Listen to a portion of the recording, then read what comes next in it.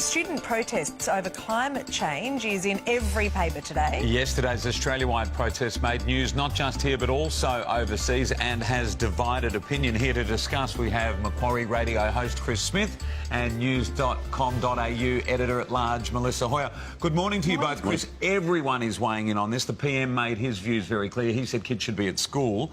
Matt Canavan, his resources minister, said protesting will take kids straight to the dole queue. That might be a touch extreme. Your view, please. It is a touch extreme. Well, they know how to buck authority and strike and protest, so I guess that's a life lesson that you learn. Maybe you learn it in university, but they've learned it a little earlier.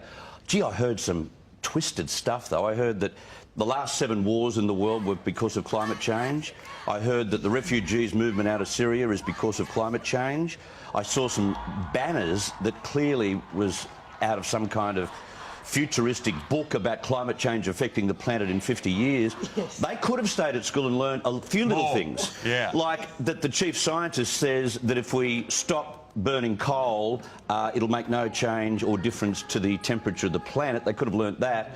They could have also learnt that if we were cooling, it leads us to extinction as opposed to slightly warming. Like some of those, balance would have been handy, but I didn't see any balance. I guess if you've got a big group like that, you're going to get people with all sorts of opinions in there and you're not going to just have everyone with one message. But if we get to the point of them being out there to protest and then being actively involved in their futures, because we'll all be dead. This is their future. And I think to see sort of activity and democracy at work like this is great.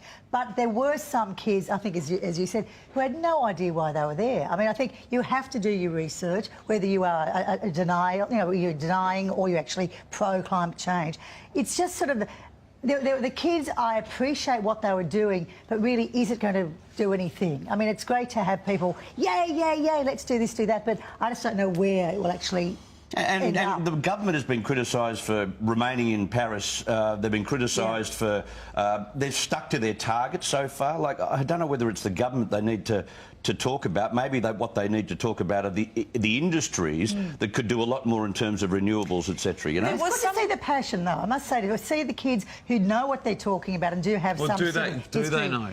Well, do they know? The ones that do actually have some sort of knowledge on the subject. I think the one girl who was about 14 who started the whole movement. She's extraordinary. Yep. You know, she knows. You know, you may not agree or you may disagree, but she knows what she's talking about, and good on her. So let's hope the 10,000 other students who are also protesting know what they're talking about. The older kids at my children's school went along, all with parents' permission. My kids didn't; they were too young. But I just reckon go for it. We want our kids to be actively involved in things, and even if we don't agree with every single banner that was there, I'm just all for it. I know it's contentious.